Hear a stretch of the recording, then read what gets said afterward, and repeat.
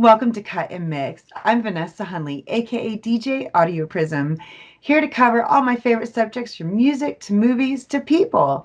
My guest today is also a people person, a man who has dedicated his life and career to helping people improve their outlook and their personal and professional abilities.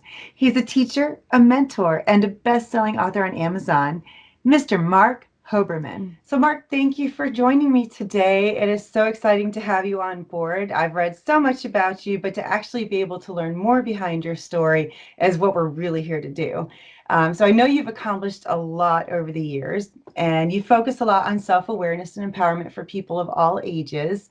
What were some of the specific challenges that you had, and kind of a quick overview of that part of your life and the early impact that it had? Sure. First of all, Vanessa, thanks so much for having me on your show. It's a real pleasure to be here. I'll give you what we call the Evelyn Wood version of the beginnings of what we would call the struggle. So I was born in Yonkers, New York, Mm. loved it there, was in the high school band, had a lot of friends. At the age of 16, my parents came in and said, "We're moving to Florida. Dad wants to semi-retire." And I said, "Okay, what are we talking, the end of the year?" And they said, "Not really, 3 weeks." So it was September and I was starting 10th grade. Kind of depressing, but we did make the move. And I had a rough time when we first moved out there. I did have some relatives there, luckily. Did not have any friends, though. So I would say probably about a few months into it, my older cousin, 1 year older than I was going to college in Florida at Gainesville. And he finally said, he called me Marc David because his name was Mark. We called him Marc Jed. So he said, "I know Marc David is very, very depressed. Why don't he's talking to his sister Candace, and Marc David, come up and visit me in college." I said, "Wow, I can't wait. We're leaving at 5 in the morning. I'm not missing a second of college partying time. We're going to get there at 9 o'clock in the morning. 5 in the morning, I'm driving, and I pass the exit. My cousin says, 'Marc David, you passed the exit.' And I just said, okay, okay. 3 times I passed the exit. Huh. And then finally, she just turned the wheel a little bit, and I went on the exit. And at that point, being disoriented was what we now know was a petit mal seizure.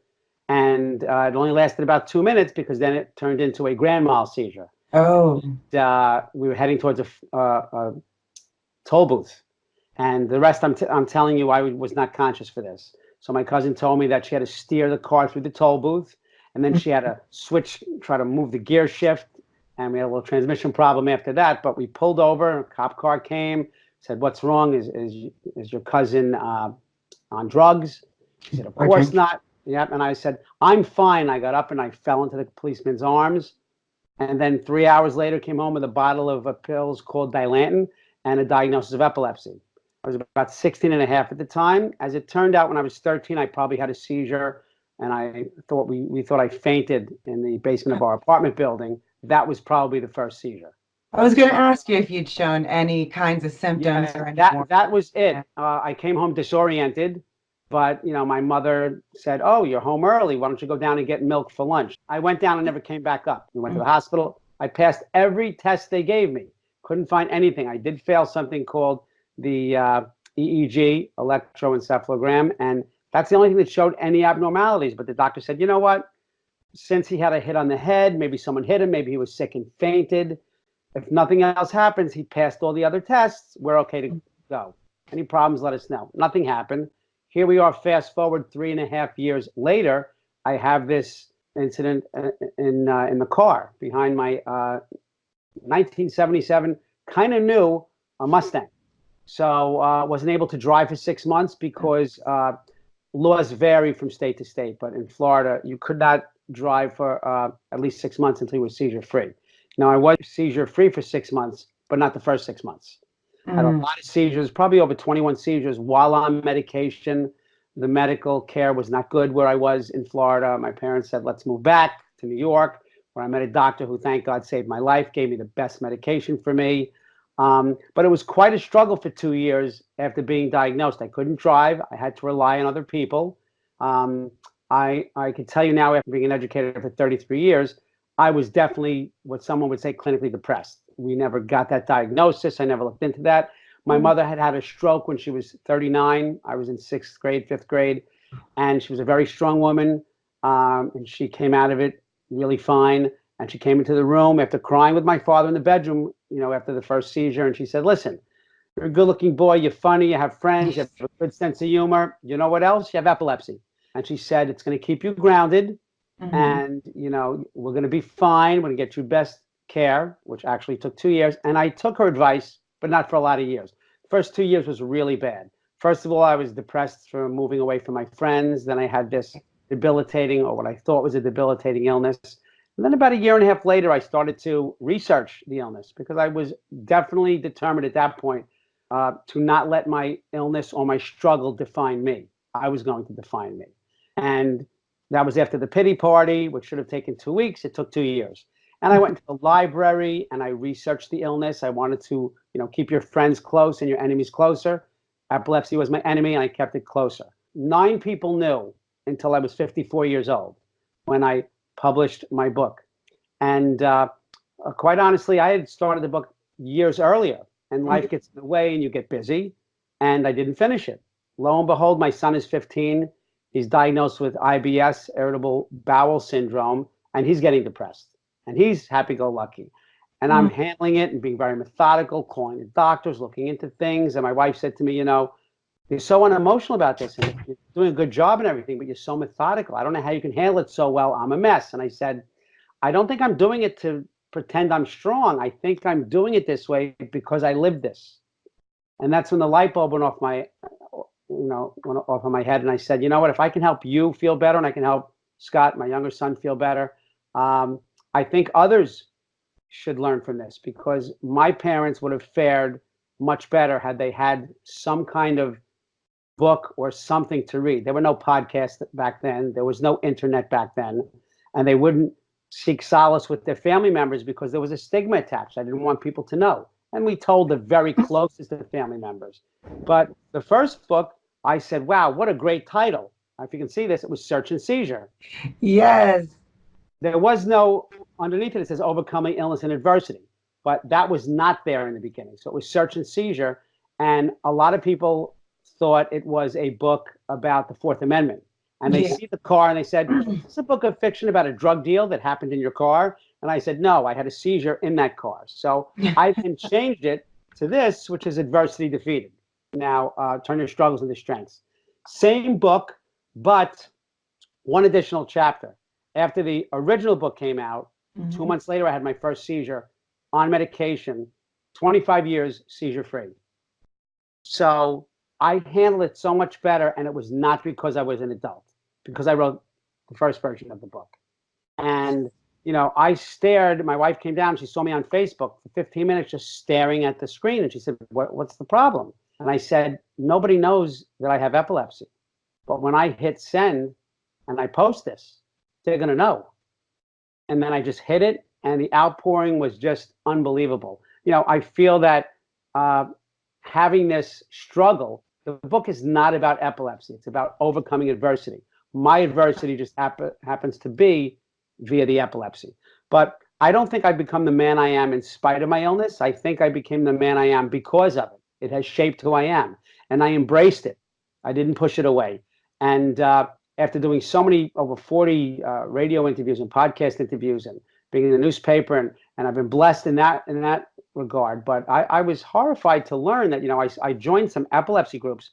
I could not believe how lucky I was. I'm talking to people who have kids who are having 60 and 70 seizures a day. I've had 21 seizures over 40 years. And I haven't had more than 2 in the past 30 years. So all these things helped shape what I do. And now I speak at schools and I do corporate training and different types of training. But I feel that as an educator, I have a sixth sense that a lot of people don't have. And I got it for a bad reason, but I'm using it for a good reason. That's kind of, believe it or not, the short version of how I got to where I am today. Well, sometimes the absolute best stories come from the people that share something so deeply personal, because when you go through something that kind of feels like it closes you off from the rest of the world, it makes you feel different, or you're not like everybody else, it can become really easy to just stay in that safe little bubble and never ever share that, not realizing that there are so many other people that can identify with at least elements of the story. And I really like how you brought up the fact that there used to be such a stigma. Because I remember even when I was younger, I would read a lot in a lot of trade publications, and one of the big no-nos was disclosing pretty much any kind of, depression or perceived physical. My uncle was diabetic, and he was, very cautious about who he would divulge that to, because he was in a very high-powered business structure where that could be viewed by some people as a reason for him not to go out into the field, or it would have inhibited other opportunities. And I was going to ask you how since you've been on it from the education part and the experiential part, and then of course you've obviously had this wonderful support network and you've done a lot of the research, how have you seen the discussion change towards epilepsy, and then I guess what you could call reactive things to that, like the depression that we feel when we discover that, maybe something about us is irrevocably changed in our perception? Right. So it's changed twofold. I changed more than it changed, because there still is. I donated 30 books to a school in Uganda, Mm-hmm. and they read the book, and they were kind enough to ask me to have a Skype session with them. And this was in 2017. And they said, we read in your book, Mr. Hoberman, that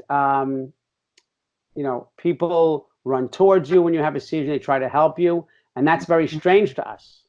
And I said, okay, that's very strange to me. That is strange to you, that people are running towards you. I don't understand. And they said, well, in our country, if someone has a seizure, people run away because it's the sign of the devil. Now, that would be okay if I had the Skype session in 1840, but I had the Skype session in 2017, and Right. people are still closed-minded. So it's it's knowing who you are and meeting yourself and making others meet you at your reality. My reality at the time was I was a teacher and I did a very bad thing. I did not disclose it to anybody. And that was a bad thing because I could have helped people a lot sooner. I'm helping a lot of people now. But I have to tell you, before the HIPAA laws, when you were a homeroom teacher, you got your homeroom class a big metal bucket and files this big on each student. And it told you everything. He's allergic to bees. He has epilepsy. He's on this medication. When I first started teaching, I must have seen 6 or 7 kids in 1 year that had epilepsy in all 4 of my classes. And 2 of them were listed as taking the same medication I was taking. And I had some bad side effects from Dilantin. My gums were bleeding a lot. I saw these kids, and Mr. Hoberman, I'm so unhappy. My gums are bleeding. And the truth of the matter is, I knew why. I never discussed it with them. And how silly of me to be a man in my 20s and not be able to confide in them or to help them as I should have. And that's something, I got to pay it forward because that's a mistake I made. But I didn't tell anybody really until I was 54. Now, I was totally controlled on the medication. As I said, I moved back to New York. Mm-hmm. But when I was about 26, my doctor said to me, we think you had your first seizure when you were 13. Some people grow out of it. I said, okay, good. Did I grow out of it? He said, we won't know unless you go off the medication. Oh. I said, what does that entail? He said, well, you go off the medication slowly, and then if you're seizure free, because it protects you a little bit even while you're off it for a couple of months. Yeah, residual. Yeah, if you're seizure free for 18 months, you'll be fine. I'm doing fine for 16 months. Everything's okay. I Mm. get observed by an assistant principal. She said, I love your lesson. I go down to tell my friend how happy I am that I got such a nice observation. He's Mhm. not there, and they said, "Oh, Steve is at a meeting today." And I said, "Okay, I'll come back later." And as I walk away and go to the elevator, I have no idea where I am. I started to go through the throes of a petit mal seizure. Now, petit mal seizures, while I'm medicated, if ever I had them, and they were rare, but they lasted 4 hours. But I was not protected, so it Mm. lasted 4 minutes. So 2 teachers walked out of the elevator and said, "Good morning, Mark." And I went, I didn't, they just walked by me. Luckily, classes were going on, but what happened was I must have then had the grand mal right afterwards in the hallway. But it was during periods, so I wasn't found for 15 minutes.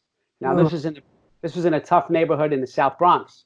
So they had to call the police because they ran to the nurse. There was nothing in my record saying that I was an epileptic. They just saw blood. They thought I was stabbed. They thought I was shot. They had to lock down the school. So nobody knew. And even then, I did not tell people in school. I came back and I said I had an allergic reaction to an antibiotic. which was not good because they said, what antibiotic? I won't take it. And I had a fun for a name. I made up a name that doesn't even exist. So there was no antibiotic. That was so sad.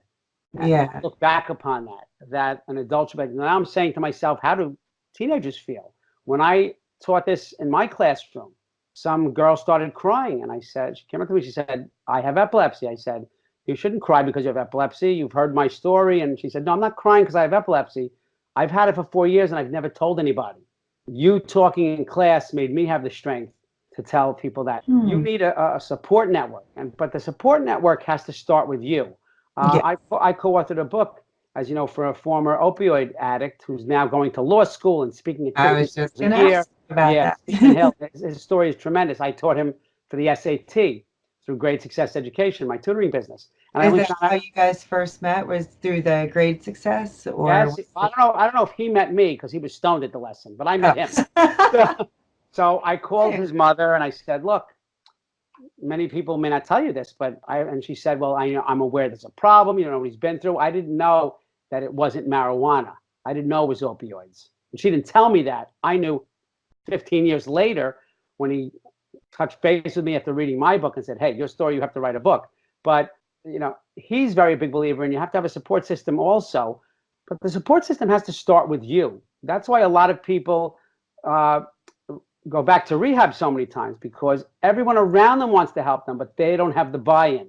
I was reactive for 2 years, and then I was the proactive one. I went on a mission at the age of 17, 18 to find out more about the illness, to find out what I wrote to the Epilepsy Foundation. Again, I had to go to the library and look something up on microfiche, which, none of the kids that I talked to, they said, Oh, is that a yeah. small fish? And I said, no, it's not a microfiche. It's microfiche. I said, well, you have to look it up on the screen. It took hours and hours. But I wasn't going to let this define who I was. And I only learned through speaking to other people that they, too, like me, are holding back too long. And they're holding back far worse things than I have. So again, my story is not about epilepsy. People are being abused by their significant others. You co-authored another book with Gloria Key, and her story was very multifaceted in that it wasn't just one particular thing that became her struggle, but she had a series of struggles. And I guess sometimes, we have what we call our fallout struggles, because you have that first struggle that creates other struggles after it that just make it harder to recover. I know she's finally found herself kind of a place of peace. She raised 3 children as a single mom, and some not very good neighborhoods. And did she also come across your path through the Great Success, or? Interesting. So multifaceted, because I taught her children. And word was getting around the school, and I was lucky enough to be on WCBS News Radio, Top 50 Human Interest Stories of 2017. So the book was kind of taking off, certainly locally. And so the kids read it. She read the book, and then she said, gee, I have a story too. But what's very interesting is writing a book with Stephen, who was 29 at the time, and then Gloria co-authoring that book, and she's in her 50s. And it's amazing because they both had the same issue as I did, that it brings back memories that you either suppressed or you don't want to put out there. And I was doing some reading and speaking to some people, and I said to Steve, I'm doing some research, and I have to tell you, is this going to bring up some good feelings about being stoned? Is this going to have a relapse? And he said, I can only tell you that I will not relapse today. So every day I called him and I said, I'm working on the next chapter. Are you going to relapse today? And he said, no. And I worked on that chapter, and every day was like that. So Gloria had many struggles, and she raised 3 children of her own, but then 17 others. She was the aunt of the future. I mean, she had many nieces and nephews. She helped them. She was homeless for a while. Now, I taught her son. I didn't know he was homeless. So I had no idea. They were in a hotel for a while. But, she also lost a baby at one point. And, she had trouble writing that chapter. She had trouble reading that chapter after, I helped her with it. So just working with other people, you see the struggles. But I will tell you this, that's promising. We all have approached the struggles now in a very positive way. And the first, which is powerful, is putting it in writing. Yes. So I tell somebody, I said to my wife when I was finished with the book, if I put it in a drawer and no one ever sees it, it's the best thing I've ever done, because it let me visit my teenage self again. And but I can never tell you in words the power of teaching or telling your story to others, not so they understand your story, so they come to terms with their story.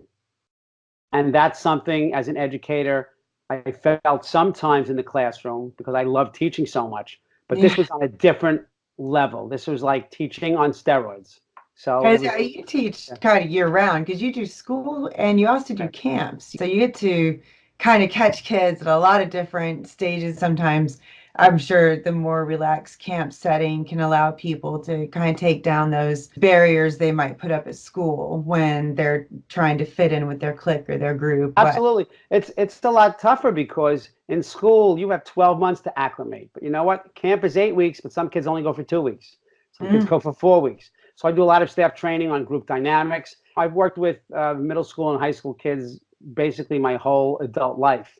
And it's great to be in different areas, because I was in a very rough area in the Bronx with very needy children. Then I came home to a tutoring business where many of the students were middle class or even affluent in some cases. Then I got a job in Rockland County, New York, and it was a population that was much like the inner city school. A lot of immigrants went to that school. 75% of the students are on free and reduced lunch. When they had the earthquake in Haiti, 70% of the youth of Haiti that came to America came to the school district area where I taught, so in Spring wow. Valley, New York. So you're dealing with people who have a language problem, who have a displacement problem, who left their family. There's a lot of hurt out Huge there, cultural and and shifts. Mm. and I believe it's not as simple as this, but teen suicides, school shootings, things of that nature.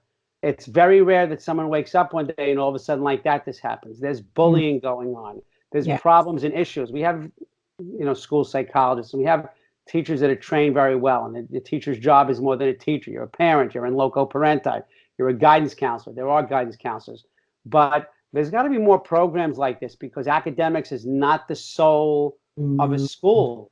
But if you have people who are emotionally and physically safe, that is a game changer. So I'm just looking for ways and working with people, and B. Davis, who you mentioned, who represents me, and other people, to get the word out there more. That's why I've done, if somebody calls, Communication skills are uh, so important. absolutely. If somebody calls me and they have a big radio show, yeah. If someone calls me and says, I just started, I have 15 listeners, I don't care how many listeners you have, because I will go on social media and post the interview. But I want to get the word out there to as many people as possible. And quite honestly, I mentioned that my son had irritable bowel syndrome, and he had many doctors and great specialists and got a little bit better, but not a lot better. And I was on a podcast with someone. She said, why did you finally finish the book? And I told her, and she said, oh, your son has IBS? And I said, yes. And she said, how's he doing? And I said, not great. And she said, I'm sorry to hear that. Don't hang up after the interview. Okay. The interview's over, and she tells me I have colitis and I was bedridden, and I found this doctor who is my doctor online, functional medicine, and she helped me. Yeah. And now, 4 months later, after my son used her, he's 80% better. Mm. And I'm learning. And if I didn't write the book, I wouldn't have been on a podcast to meet the woman who helped me help my son. So the networking aspect is what I like the most. I love to hear about the struggles and situations of the people interviewing me. I like to talk about the people they've interviewed. So, just spreading this word. Everybody's going to have adversity. These books are for people from divorced families, single parents, bullying, and illnesses and things of that nature. Because, again, don't let your struggles define you. You define you. Turn your struggles into strengths. That's the mantra of my memoir. That's the mantra of my life. Well, you've written about you and you've co-authored with some other people to tell their stories, but you also wrote a book to teach people how to teach. And in that, how much of that do you separate between the emotional approach versus the systemic approach? Interesting. So I would say this. I believe that the 10% systemic can be worth 100% if your 90% emotional connection to the students is there. then the systemic automatically sticks like glue, and it turns the students into sponges, if you will. So I always like to think I have an interesting sense of humor that most of the kids like. There's 1% who can't stand it, but that's a low percentage. But I would say nobody yeah, likes, not everybody's ever going to like us. When you're in the exa- public sphere, you learn to yes, accept that. absolutely. And I tell people the first day, listen, I'm a very selfish teacher. If Mm, I'm not having fun when I teach this class, somebody's going to pay, and it ain't going to be me. And I say, we have to have fun here. So if yeah, you follow the rules, and I have very important rules to follow that they help me create, actually, this could be the best class you'll ever have in your entire life. If you don't follow the rules, you should leave this week if possible. You will not be happy because I've got to have a safe classroom first. I've worked for 33 years. I've had 3 fights in my room in 33 years, and 10 of those years I taught in the Bronx. But, hmm in answer to your question, you have to have the systems in place, but it's a yes, delivery system. yes, Because if you give my system, anybody's systemic approach to somebody who's going to sit and drone on like this and teach the kids like this, it's not going to work with the greatest students in the world. I was lucky and think that I thought that I had a very excellent middle school, even elementary school and middle school upbringing. And my wife does a lot of work with kindergarten kids. She was an instructional aide for about 15 years. And she says things to me that are very funny. You'll get what you get. You don't get upset. And she tells me these things that are funny. And it brings me back to the book, Everything I Needed to Learn, I Learned in Kindergarten. And it's kind of so true. But I feel it's my job to redirect those kids who didn't learn what they should have learned in kindergarten and to be able to teach them life lessons along with the school lessons. and you also teach that to the adults. But I know you do probably have some extra considerations in the business structure because now obviously you're at a point where there's more ramifications for things that people say and do. And I know you help do performance evaluation for companies. I said in there also that you try to use a very personal, comfortable approach kind of thing where people don't feel like they're being put under the microscope and Right. aka office space kind of scenario. So how do you come up with the format for doing a performance evaluation and keep it fun, I guess, or Well, engage? I'll tell you right away. So before the fun kicks in, I found that communication was lacking in a lot of the corporate structure places that I've been. And when Mhm. I'm talking on the phone to people, I do phone consulting also. I'm Yeah. amazed by how many people I say to them, so you gave this worker a bad evaluation. It was a negative evaluation. He wasn't doing great. They never saw the evaluation till 6 months. I say, show them the evaluation when they're hired, so they know what they're accountable for. Yeah. Because and you have to define things. It's a different generation now. When my father was told to be somewhere at 7 o'clock, if he was there at 6:45, he considered himself late. hmm This generation, if they are supposed to be at work at 9, they're at their desk at 9:04 with their coffee. They're on time and all is good with the world. Not so much. I was amazed at how many people did not know what they were going to be held accountable for, and the expectations were not made known. I have a lot of icebreakers and groundbreakers, I call them, where we do something fun, but then afterwards I tell them, this is how it directly relates to your job, because you can't imagine at some of these companies, the person in cubicle 1 has no idea what the person in cubicle 2 is doing or responsible for. And more importantly, they don't know that if I don't get this done in time, this person can't do the next step.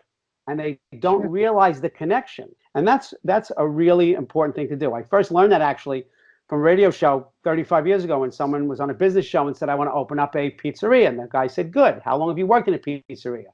He said, I haven't. And he said, then don't open a pizzeria. You have to work there. You have to bust the tables.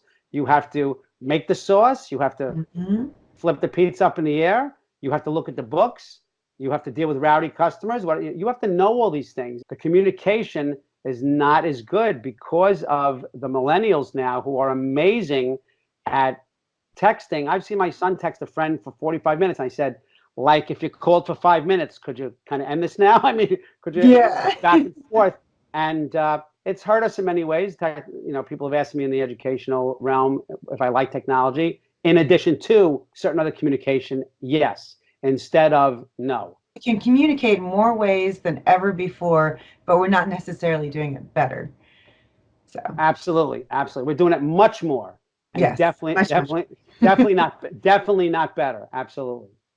Now, for everybody out there who is sitting there going, wow, I'd really, really love to hire Mark, but maybe I'm out in the middle of nowhere and there's 10 of us and there's no way. I noticed that you have some Udemy courses, and the Udemy is kind of like an online academy where people can offer independent courses in their fields of expertise. And I saw that you had some of those. So what could people find if they decide they wanted to try some Marc Hoberman techniques? Well, you do mention the online aspect, and that was the game changer for me. 90% of my tutoring is now online, SAT, ACT prep. So, and it's live. When you have SAT and ACT prep, it's live like this. And I tell Right. the parents, for $1 million, if you were blindfolded, you couldn't listen to the lesson and say, you're not in the room. They wouldn't know. So with Udemy, some people, are able, and any of those, and I do have something called the 1 Minute Educator, which has a lot of grammar videos that I use for business and the ACT as well as the SAT.